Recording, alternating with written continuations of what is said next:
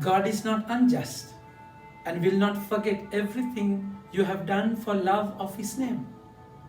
You have helped and still help the believers. We desire each of you to have until the end the same zeal for reaching what you have hoped for. Do not grow careless, but imitate those who by their faith and determination inherit the promise. My dear friends, disciples left everything for Jesus, left their net and boat and their kith and kin for Jesus. So they are walking along with Him. We do the same. If you leave something for Jesus, if you leave your security for Jesus, He's going to be with you. He's going to journey with you, my dear friends. It's beautiful. That kind of hope that He's there with you. He gave, remember, God's promise to Abraham. God wanted to confirm it with an oath. And as no one is higher than God, He swore by Himself, I shall bless you and give you many descendants. But by just patiently waiting, Abraham obtained the promise. This is exactly the way we are invited to live.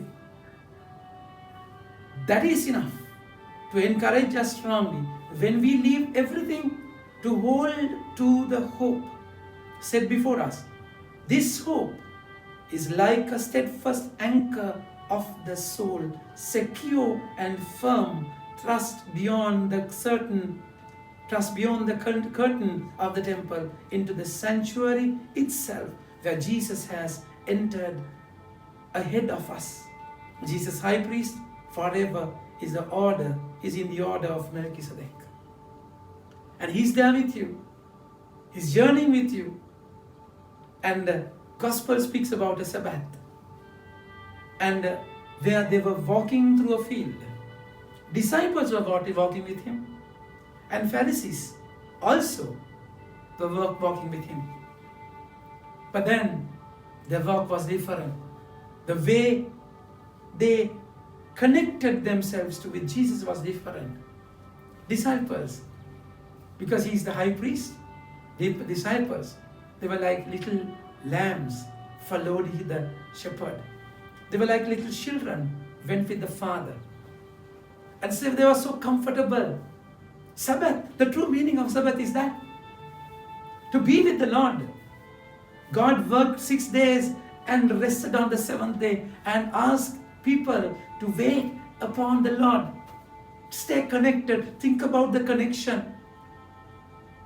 Dust the corrosion. And dust all the unnecessary things. Leave away distractions. Have your focus on the Lord. This is exactly, they are not worried about corn, they are not worried about anything. They just went with the Lord. That's all what is matter. That's all what is important. That you stay connected, stay in that promise.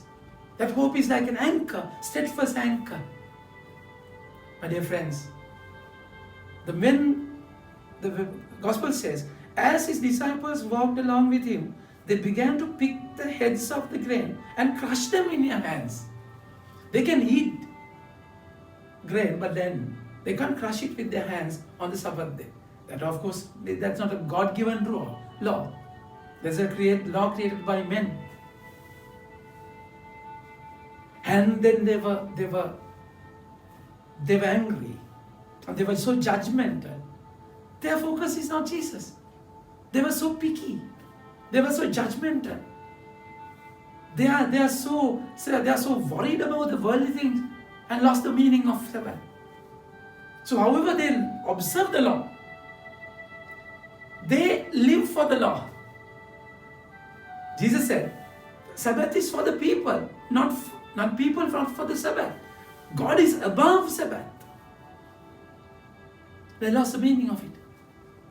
My dear friends, Sabbath is a time of resting with the Lord, completely surrendering your life with the Lord, journeying with the Lord.